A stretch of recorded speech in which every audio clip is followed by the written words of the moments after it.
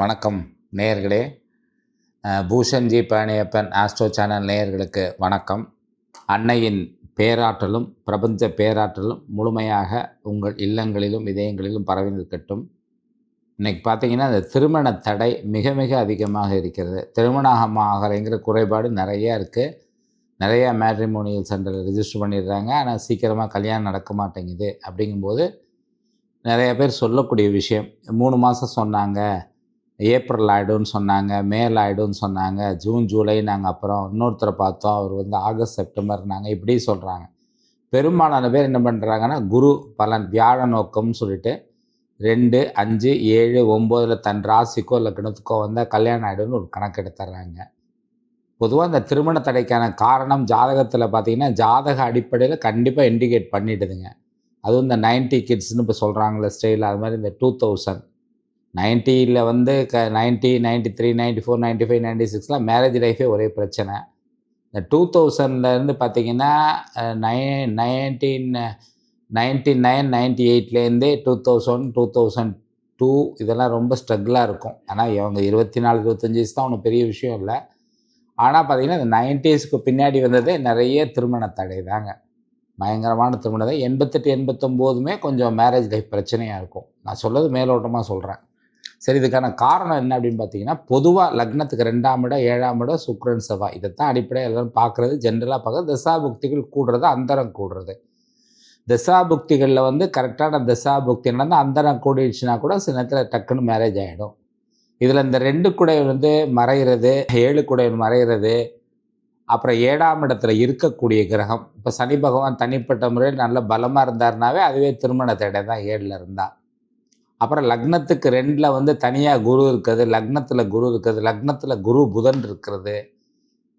நல்ல அறிவையும் ஆற்றலையும் கொடுக்கக்கூடிய குரு புதன் திருமண வாழ்க்கையில் கை வச்சுடுங்க. அதே மாதிரி 7 குடையவன் நம்ம சொன்ன ஏற்கனவே 2 குடையவன் மறைகிறது, 7 குடையன் 3, 6, 8, 12 மறைகிறது. அப்படி மறையும் போது இருக்கிற நட்சத்திராதிபதி எங்கேயாவது கெட்டிருக்குது, இல்லைன்னா ஒரு பாதகாதிபதி சாரமோ இல்லை மாரகாதிபதி சாரமோ ஏரியோ இருக்கிறது. பெரும்பாலும் இந்த ராகு கேதுவே ஃபுல்லாக ஃபோக்கஸ் பண்ணுறாங்க. நம்ம பல முறை சொல்லிட்டோம், இந்த ராகு கேது திருமண தடைக்கான காரணம் இல்லை, பட் திருமண வாழ்க்கையில் அதோட ஆளுமை இருக்கும். பார்த்திங்கன்னா இன்னொரு கிரக சேர்க்கையை இப்போ செவ்வாய் ராகு 7ல் சேர்ந்துருந்தால் அது செவ்வாய் பண்ணக்கூடிய குறைபாடுகளை ராகு இன்னும் கொஞ்சம் அதிகப்படுத்தி கொடுக்குமே தவிர குறைக்காது. அந்த வேலையை அது செய்யுமே தவிர, பூஸ்டர் மாதிரி செய்யுமே தவிர அது தடுக்கிறதில்ல.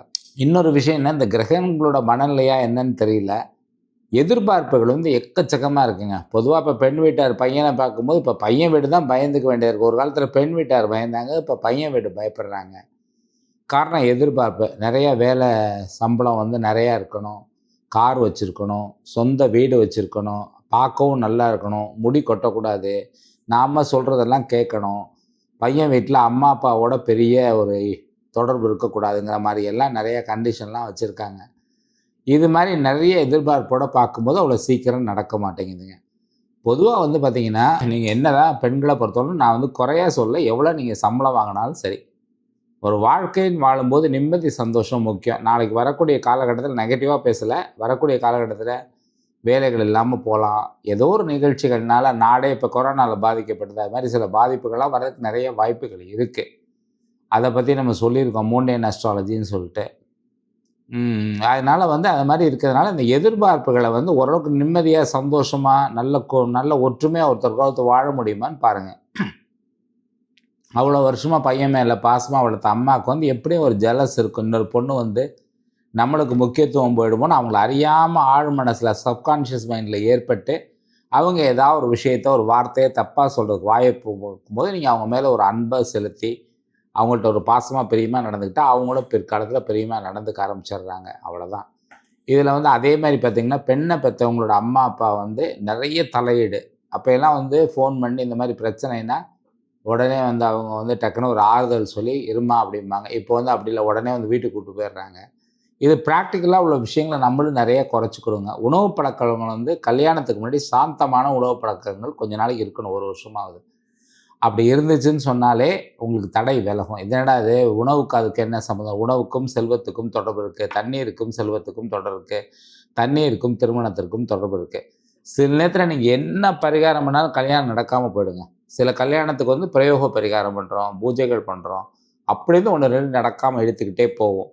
அந்த நேரம் பார்த்து இவங்க முயற்சி பண்ணிக்கிட்டே இருந்து நல்ல ரெடியாகி வர நேரத்தில் யாராவது ஒன்று சொல்லுவாங்க திடீர்னு, அது டக்குன்னு நடந்தோடனே இதனால தான் நடந்துருச்சுன்னு கூட நினைப்பாங்க. இதுவும் நடக்குது. ஸோ எவ்வளோ பண்ணாலும் சில நேரத்தில் தடங்களாகும். பார்த்தீங்கன்னா இந்த மாதிரி லக்னத்தில் நிறைய கிரகங்கள் இருக்குது. அப்புறம் வந்து சூரியன், செவ்வாய், சந்திரன், ராகு இந்த மாதிரி கிரகங்கள் சேர்ந்துருந்தாலும், சந்திரனோட கேஸ் சேர்ந்தாலும், சந்திரனோட ராகு சேர்ந்தாலும் கூட அவரோட மனசுக்கு பிடித்தம் இல்லாமல் தடங்கள் ஆகிட்டே இருக்கும்.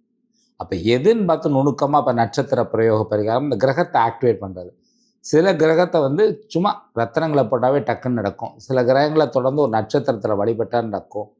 சில கிரகங்களுக்கு அந்த மூலிகளை கொண்டாந்து வச்சு வழிபட்டால் நடக்கும். சில கிரகங்களுடைய தாக்கம் இருக்கும்போது கொஞ்சம் வாஸ்து நல்லா இருக்க வீட்டில் இருக்கிறது நல்லது. அது கொஞ்சம் ஹெல்ப் பண்ணும். ஆனால் வாஸ்து மட்டுமே தனிப்பட்ட முறையில் ஒருத்தரோட தலையெழுத்தையெல்லாம் மாற்றிடாது. அது ஆனால் அது அற்புதமாக வேலை செய்தால மாற்றம் என்ன இப்படியும் சொல்லி அப்படியும் சொல்கிறாங்கன்று தோணும். அதை பற்றியெல்லாம் பேசணுன்னா மணிக்கணக்காக பேசிகிட்டே இருக்கலாங்க. ஆக்சுவலி அதெல்லாம் பார்த்துட்டு கரெக்டாக அது எங்கே பின் பாயிண்ட்டாக தட்டினா நடக்குங்க. 10க்கு 9 இதில் தப்பிச்சிடும். எங்கேயாவது 1 2 இழுத்துட்டே நிற்கும். அது கொஞ்சம் பொறுமை வேணும். ஃபஸ்ட்டு நீங்கள் வந்து நல்லா இருக்கணும்னு நினைக்கணும். நல்லா இருக்கணும், அவங்க நல்லா இருக்கணும், மகிழ்ச்சியாக இருக்கணும், ஆனந்தமாக இருக்கணும். உங்கள் நோக்கம் அது ஒன்று மட்டுமே இருக்கணும். இதை சீக்கிரம் கல்யாணம் முடியணுங்கிறத விட லேட்டானாலும் நிம்மதியாக சந்தோஷமான ஒரு வாழ்க்கை இருக்கணும்னு நினச்சாவே போதும். வெற்றி நிச்சயம். அடுத்த பதிவில் சந்திப்போம்.